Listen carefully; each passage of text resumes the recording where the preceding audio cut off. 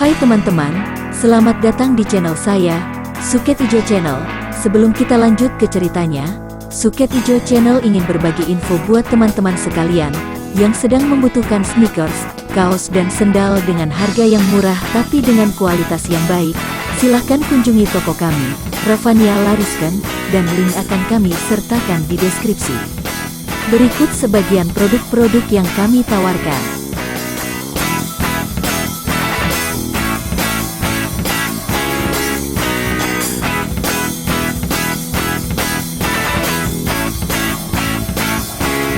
Oke, kalau gitu mari kita lanjut ke ceritanya lagi. Suling Emas, serial Bukek Xiansu, karya Asmaraman S. Ho Ping Hu, bagian ke-54. Sebaliknya, Tok Xiao Kui tanpa mempedulikan cintamu telah berpesta pora dan bermain gila, menghabiskan para bangsawan muda di Hou Han. Dia pun termasuk komplotan yang memusuhi aku, memusuhi Jin Lin. Dialah seorang di antara musuh-musuh yang menyebabkan kematian Jin Lin. Beranikah kau kini membalas kepadanya? Kim Mo Taisu merasa kepalanya berdenyut-denyut. Pening kepalanya, sakit hatinya. Akan tetapi apa hendak ia jawab? Ucapan kakek keji ini semua tepat dan benar. Terbayang di depan matanya betapa ia telah mengalami hal-hal yang amat memalukan. Betapa semua itu menjadi bukti daripada kelemahan batinnya terhadap asmara. Pergilah, aku akan menghadapinya, kau pergilah. Hanya demikian ia menjawab dan pada saat itulah Bu Song datang dan mendengar percakapan selanjutnya. Pemuda ini sama sekali tidak tahu bahwa tadi telah terjadi percakapan yang menyinggung-nyinggung ibunya. Namun, andai kata ia mendengar sekalipun, ia tidak akan tahu bahwa Tok Xiao Kui adalah ibu kandungnya. Bu Song masih belum berani keluar ketika melihat Eng-Eng terseduh-seduh dalam pelukan ayahnya. Baru setelah mereka memasuki pondok, ia berani mendekati pondok. Malam itu Kim Mo Taisu dan Eng-Eng tidak keluar lagi dan Bu Song mendengar betapa Eng-Eng bergelisah di dalam kamarnya, kadang-kadang menangis. Adapun gurunya terdengar menarik napas berulang-ulang dalam kamar samadinya. Pada keesokan harinya, pagi-pagi sekali Kim Mo Taisu sudah memanggilnya menghadap. Bu Song, kata guru ini yang mukanya pucat, kau kumpulkan semua persediaan akar-akar obat yang sudah kering, juga kulit ular dan harimau yang sudah kering, pilih yang baik-baik. Kemudian kau bawa semua itu turun ke lereng barat dan temui Paman Kui Sam. Suhu maksudkan Kui Sam Lopek di dusun Hekteng? Bu Song menjelaskan. Ia mengenal Kui Sam si pedagang keliling yang banyak menceritakan tentang kota raja dan kota-kota besar lainnya dalam perantauannya. Betul, dia. Berikan semua barang itu kepadanya, dan katakan agar ia tukar dengan 5 setel pakaian sekolah untukmu. Kemudian sisanya supaya dia persiapkan saja. Nanti kalau aku hendak pergi, kuambil uangnya. Berdebar jantung Bu Song. Jelas bahwa ia benar-benar akan disuruh mengikuti ujian ke kota raja. Tak enak hatinya. Akar-akar obat dan kulit ular dan harimau itu adalah simpanan mereka, hasil perburuan bertahun-tahun. Suhu, selain pakaian untuk Ticu, apakah tidak ada lain pesanan? Pakaian untuk Eng Moy, untuk Suhu sendiri, atau lain keperluan? Kim Mo Taisu menggeleng kepala. Bu Song, ketahuilah. Aku segera akan turun gunung pergi ke kota raja, mencarikan tempat untukmu. Kau jaga adikmu baik-baik sampai aku pulang. Setelah aku pulang, kaulah yang akan pergi mengikuti ujian. Setelah itu baru kelak kita bicara tentang yang lain-lain. Guru ini menarik napas panjang dan Bu Song tidak berani membantah lagi.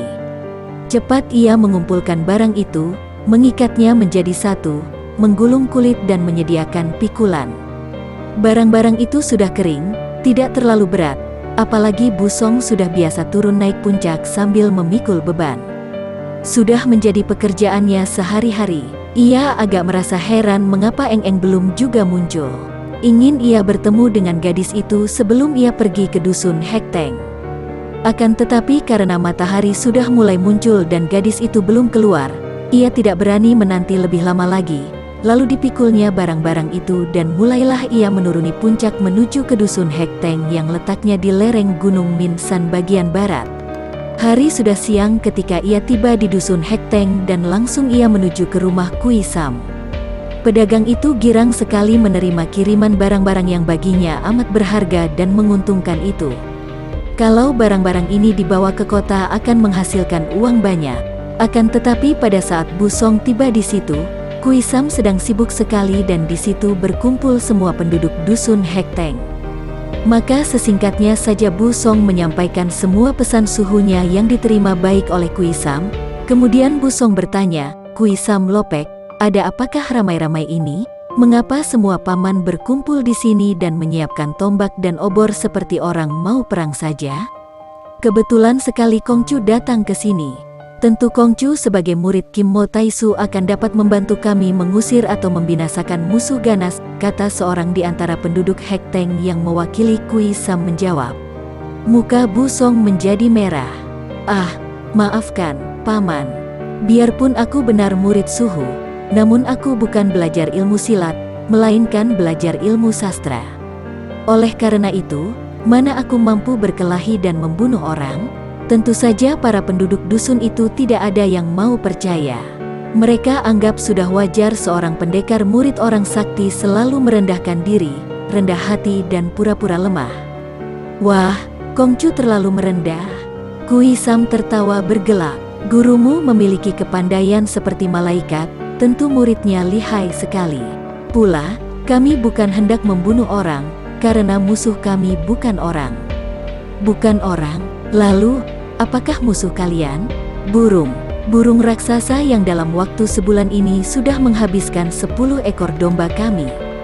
"Oh, agaknya Hek Tiao, Raja Wali Hitam, yang pernah disebut-sebut suhu," kata Bu Song kagum. Pernah ia bersama suhunya pada suatu senja melihat titik hitam tinggi di angkasa. Makin lama titik itu makin besar dan akhirnya tampaklah seekor burung hitam melayang-layang amatlah gagahnya. Tadinya Bu Song menyangka bahwa burung itu seekor Garuda, akan tetapi suhunya segera menerangkan, bukan, burung itu adalah seekor Hek Tiao yang sukar dilihat. Agaknya ia datang ke sini untuk mencari-cari tempat yang aman untuk bersarang dan bertelur. "Mungkin sekali," kata Kui Sam. "Besarnya bukan main, ganas dan kuat. Sebuah kakinya mampu mencengkeram seekor domba. Paling akhir ia mencengkeram 2 ekor domba dan dibawanya terbang dengan mudah. Memang bulunya agak kehitaman, akan tetapi matanya merah seperti api menyala." Bu Song makin tertarik. "Lalu kalian ini hendak menyerbunya secara bagaimanakah? Dia pandai terbang, bagaimana kalian dapat mengejarnya?" "Kami akan menyerbu sarangnya, Kongcu. Sudah kami ketahui di mana sarangnya, di puncak batu karang sebelah selatan. Agaknya dia bertelur di sana. Kita akan obrak-abrik sarangnya, tentu dia akan lari ketakutan, dan biar dia minggat mencari tempat lain. Hendak kami lihat apakah dia berani melawan api." "Haha." Bu Song tertarik sekali. "Boleh aku ikut menonton?" "Haha, tentu saja boleh. Dengan adanya Kongcu, kami makin tidak takut terhadap burung raksasa itu," jawab mereka. Berangkatlah rombongan itu sebanyak 25 orang. Kui Sam menjadi pemimpin rombongan berjalan di depan. Bu Song berjalan di sampingnya. Mereka bernyanyi-nyanyi dan bersenda gurau seperti seregu pasukan hendak maju perang melawan musuh. Diam-diam Bu Song mengalami kegembiraan yang belum pernah ia rasakan selama ini. Orang-orang ini benar gagah, pikirnya. Perjalanan mulai sukar, mendaki sebuah puncak yang penuh batu-batu seperti karang, runcing tajam dan kasar. Namun mereka adalah penduduk gunung yang sudah biasa melalui jalan seperti itu, maka perjalanan dapat dilanjutkan tanpa banyak kesukaran. Hanya kini tidak ada yang bernyanyi lagi, tidak ada yang bersendau gurau, karena keringat telah membasahi tubuh yang lelah dan hati mulai berdebar tegang. Makin dekat dengan sebuah batu karang berbentuk menara yang menjulang tinggi di puncak, makin berdebarlah hati mereka. Di ujung batu karang itulah si burung raksasa bersarang. Akhirnya mereka tiba di bawah batu karang seperti menara itu, terengah-engah menyusuti keringat. Tiba-tiba terdengar bunyi bercicit-cicit nyaring di atas batu karang, lalu terdengar kelepak sayap dan mereka menjadi gelisah ketika tampak seekor burung hitam raksasa terbang melayang keluar dari atas batu karang. Inilah si Raja Wali hitam yang ganas itu. Bulunya kehitaman, matanya mencorong seperti api bernyala. "Cepat nyalakan obor," seru Kuisam dan ramai-ramai mereka nyalakan obor. Ada yang mulai melepas anak panah ke arah burung itu, karena si Raja Wali kadang-kadang menyambar ke bawah sambil memekik-mekik nyaring. Akan tetapi, anak panah itu disampok runtuh oleh sayapnya yang besar seakan-akan anak-anak panah itu hanyalah mainan kanak-kanak belaka. Orang-orang itu berteriak-teriak dan mengacung-acungkan tombak serta obor. Benar saja, karena melihat api, burung itu tidak berani menyerang, hanya terbang mengitari mereka dari atas sambil memekik-mekik marah. Selama orang-orang itu berkumpul dan melindungi kepala dengan api, burung itu tidak berani apa-apa. "Hayo kita ke atas, kita bakar sarangnya," teriak Kuisam. Akan tetapi jalan pendakian ke atas batu karang itu amat sempit, hanya 2 orang saja dapat bersama mendaki ke atas, itu pun amat sukar. Kuisam dan seorang lain lagi mendaki, akan tetapi baru kurang lebih 3 meter, burung Raja Wali itu menyambar dari atas. "Awas!" teriak mereka yang tinggal di bawah. Kuisam dan temannya terkejut, cepat mengangkat obor di tangan kanan untuk melindungi kepala, sedangkan tangan kiri memegang batu karang yang menonjol. Bahkan Kuisam menggerakkan tombak untuk menusuk ketika bayangan hitam itu menyambar. Akan tetapi, kibasan sayap yang besar dan amat kuat sekaligus memadamkan 2 buah obor, mematahkan tombak dan membuat kedua orang itu terlempar jatuh ke bawah. Baiknya teman-teman di bawah segera menerima tubuh mereka, dan yang tertimpa ikut roboh bergulingan. Biarpun babak belur, namun mereka selamat. Kembali burung itu menyambar, akan tetapi sambil memekik marah ia terbang ke atas kembali setelah semua orang menyatukan obor dan mengacung-acungkan ke atas. "Dia takut api dan tidak berani menyerang kita," kata Kuisam yang masih merasa mendongkol. "Akan tetapi mana bisa kita mendaki bersama? Paling banyak hanya 2 orang yang bisa mendaki bersama, dan hal itu berbahaya." "Menghadapi 2 obor saja ia tidak takut," kata yang lain. "Kita gunakan panah api. Kita ikatkan benda bernyala di ujung anak panah dan kita panahkan ke bagian atas. Agaknya sarang itu berada di puncak, dalam sebuah gua," kata Kuisam. Lihat itu, tiba-tiba Busong berkata. Pemuda ini sejak tadi menonton dan tidak ikut-ikut membawa obor. Ia merasa kagum bukan main menyaksikan gerakan dan sepak terjang burung Raja Wali hitam itu. Ketika melihat penuh perhatian ke arah puncak karang, ia tiba-tiba melihat 3 buah kepala burung muncul, 3 buah kepala burung yang lucu sekali karena tidak berbulu, matanya melotot. Semua orang berdongak memandang. "Itu anak-anaknya, kita serang dengan anak panah," kata Kuisam. Lebih mudah dikatakan daripada dilakukan usul ini, karena selain terlindung batu karang yang menonjol, juga semua anak panah disapu habis oleh Raja Wali hitam yang melindungi anak-anaknya. Bahkan terjadi ribut dan gempar ketika seorang di antara mereka tertusuk anak panah yang runtuh dari atas, tepat mengenai daun telinganya sehingga robek. Tiba-tiba Busong meloncat dari tempat duduknya. Ia sejak tadi memperhatikan anak-anak burung itu dan melihat betapa seekor di antara mereka agaknya tertarik oleh ribut-ribut di bawah. Entah tertarik entah ketakutan, akan tetapi anak burung yang seekor ini bergerak-gerak makin ke pinggir. Ia sudah khawatir sekali, maka begitu melihat anak burung itu tergelincir keluar dan jatuh ke bawah, ia sudah melompat dan menerima burung kecil itu dengan kedua tangannya. Dari bawah burung itu kelihatan kecil, akan tetapi setelah ia terima dengan tangannya, ternyata sebesar bebek. "Saudara-saudara, harap mundur. Tak baik ribut-ribut ini dilanjutkan," Busong berkata dengan suara keras. Entah suaranya yang berwibawa, entah karena mereka menganggap ia seorang pendekar murid Kim Mo Taisu, akan tetapi semua orang berhenti memanah dan mengundurkan diri, memandang kepada Busong yang memegang anak burung itu di tangannya. "Sekarang aku mengerti," kata Busong. "Raja Wali itu mencuri kambing untuk memelihara anak-anaknya. Kalau anak-anaknya sudah pandai terbang, tentu mereka akan pergi meninggalkan tempat ini, karena asal mereka bukan di sini. Anak burung itu bercicit di tangan Bu Song dan induk burung beterbangan di atas, memekik-mekik dan menyambar-nyambar ke arah Bu Song, akan tetapi tidak menyerang pemuda itu karena Bu Song mengangkat anak burung itu di atas kepalanya. Kemudian dengan tenang pemuda itu lalu mendaki batu karang berbentuk menara itu, perlahan-lahan dan hati-hati ia mendaki ke atas. Burung Raja Wali Hitam menyambar-nyambar lagi sambil memekik-mekik, dan orang-orang di bawah sudah menahan napas melihat betapa burung besar itu menyambar ke arah Bu Song. Namun, burung itu tidak menyerang. Agaknya melihat pemuda itu memegangi anaknya sambil mendaki, dan tidak membawa api yang ditakuti, burung itu dapat mengerti niat orang menolong anaknya. Setelah tiba di puncak, Bu Song melihat sebuah gua yang besar. Kiranya di dalam gua itulah sarang si Raja Wali, karena lubang itu penuh dengan rumput kering. Ia menaruh anak burung itu di dekat dua saudaranya, dua ekor burung kecil yang serupa dan yang memandang Bu Song dengan mata melotot-lotot lucu. Bu Song tertawa dan mengelus-elus kepala mereka. Tiba-tiba matanya tertarik oleh serumpuk benda putih kekuningan di pinggir sarang, benda seperti agar-agar kering. Ia teringat akan cerita suhunya tentang khasiat liur burung yang sudah kering dalam sarang burung walet, maka tanpa ragu-ragu ia lalu mengambil setumpuk-setumpuk benda itu, kemudian turun lagi ke bawah. Burung Raja Wali itu mengeluarkan suara aneh terbang berputaran mengelilingi tempat itu dan matanya selalu melirik ke arah Bu Song. Sama sekali ia tidak mengganggu Bu Song yang mendaki turun.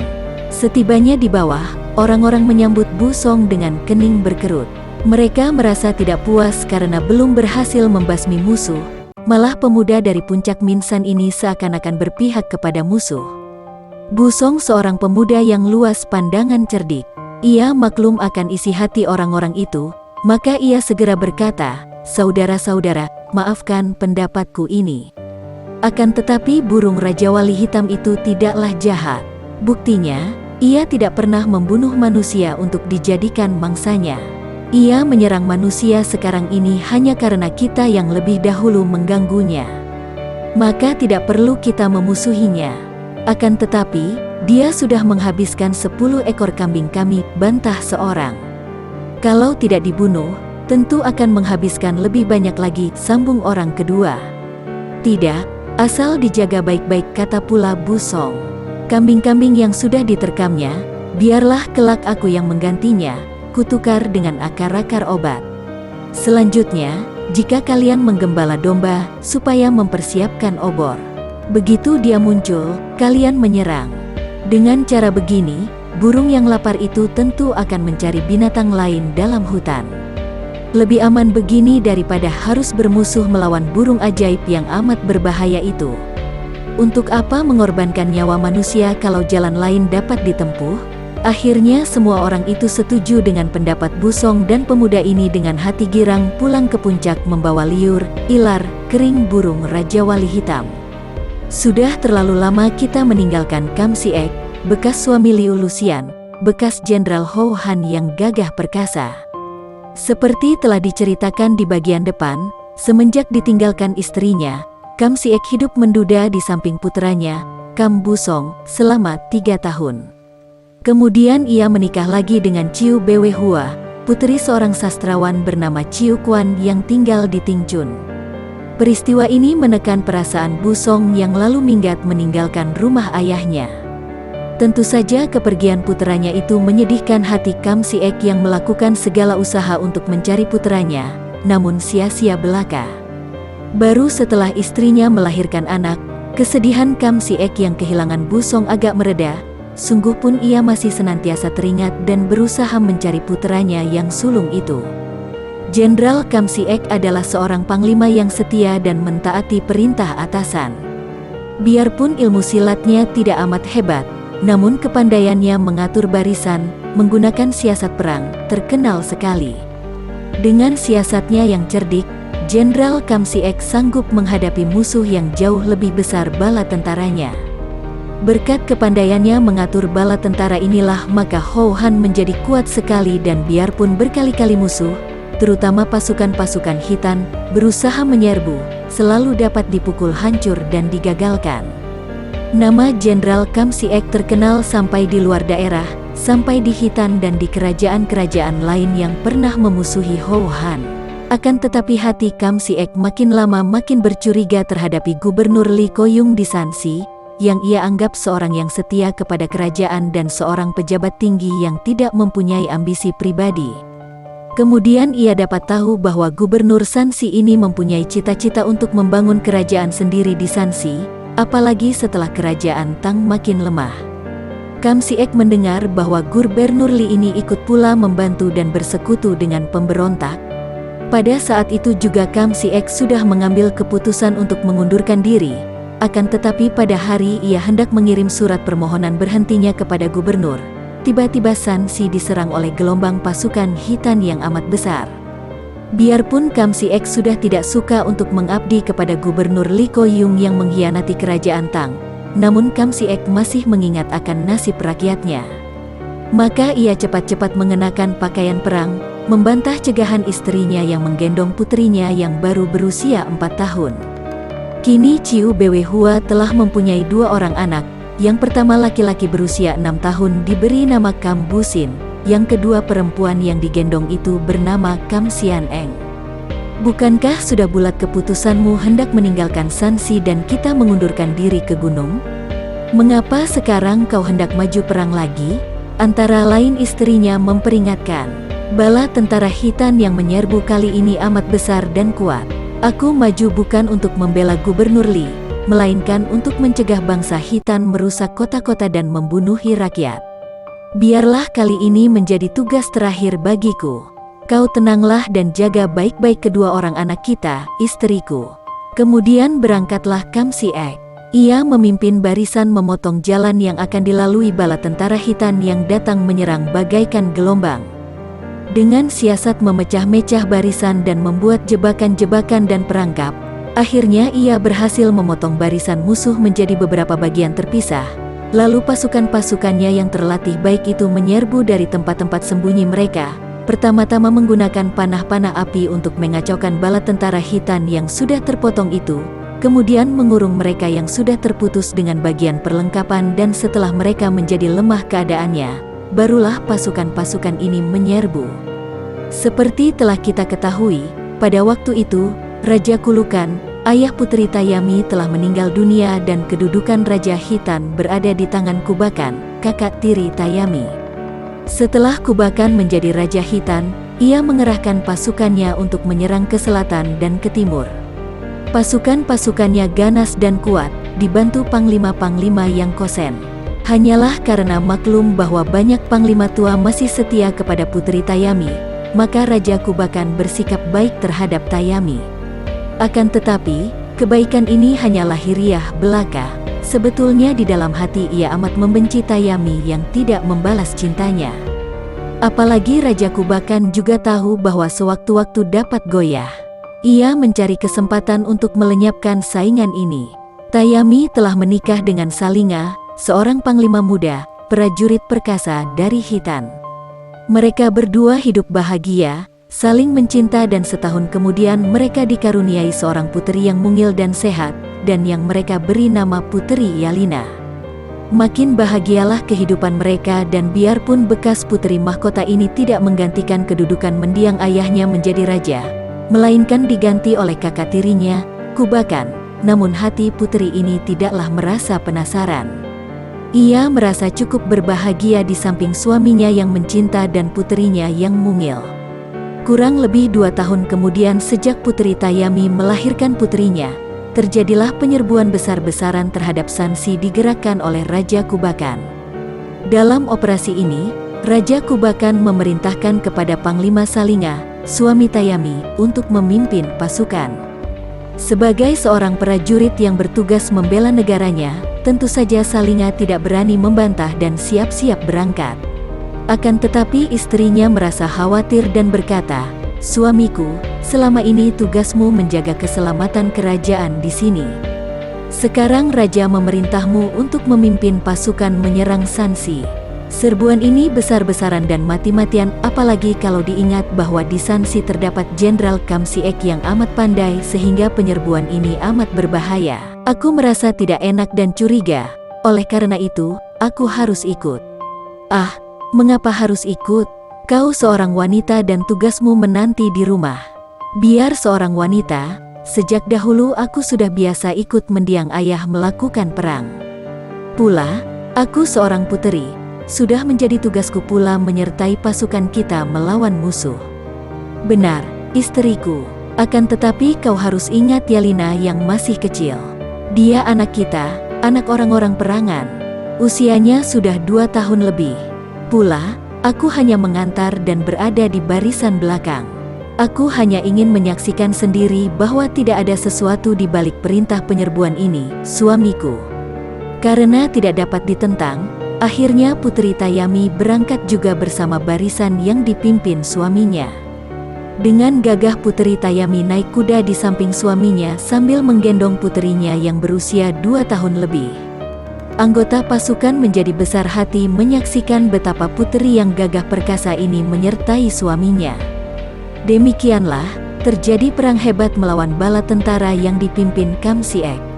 Dan seperti telah disebutkan tadi, Kam Siek mengatur siasat memecah-mecah barisan Khitan, memasang jebakan dan menyerbu dengan tiba-tiba sehingga barisan Khitan menjadi kocar-kacir. Pasukan-pasukan Khitan terdiri orang-orang gagah dan pandai perang. Akan tetapi menghadapi siasat Jenderal Kam Siek, mereka tidak berdaya dan kacau balau. Banyak orang Khitan tewas terkena panah gelap. Dalam keadaan terkurung dan terjebak, Panglima Salinga tewas dalam pertempuran. Berita ini segera sampai di telinga Putri Tayami yang berada di barisan belakang dan sudah terputus hubungannya. Putri Tayami menjadi kaget dan berduka sekali, juga marah.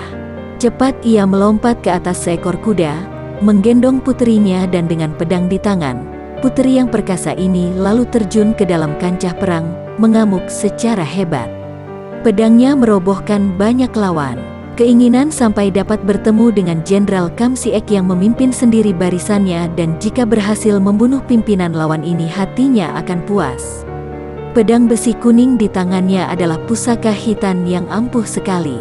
Setiap senjata lawan yang bertemu dengan pedangnya ini tentu akan patah, dan bagaikan seekor naga betina puteri ini mengamuk terus. Akhirnya ia berhasil mendekati tempat Jenderal Kam mengatur siasat dan memimpin pasukannya. Semangat dan kegagahan Putri Tayami ini menarik dan membangkitkan kembali semangat para pasukan Khitan sehingga dalam waktu singkat banyak pula pasukan Khitan yang ikut menyerbu di belakangnya dan sampai pula ke tempat itu.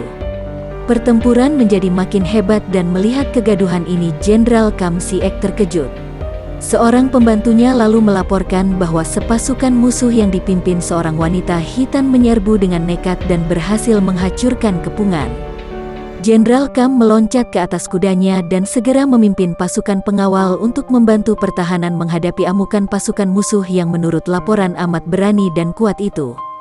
Dari tempat agak jauh dan tinggi ia memeriksa keadaan, lalu memberi perintah pengepungan, memberi isyarat kepada pasukannya untuk mundur dan bersembunyi.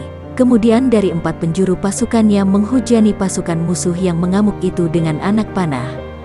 Dalam keadaan dihujani anak panah itulah tiba-tiba Putri Tayami roboh dari atas kudanya, bukan terkena anak panah musuh, melainkan terkena anak panah yang dilepas dari belakang, dari dalam pasukannya sendiri. Mengapa begitu? Kiranya dari sejak mula, Raja Kubakan sudah mengirim orangnya untuk menggunakan kesempatan ini membunuh Salinga dan Tayami.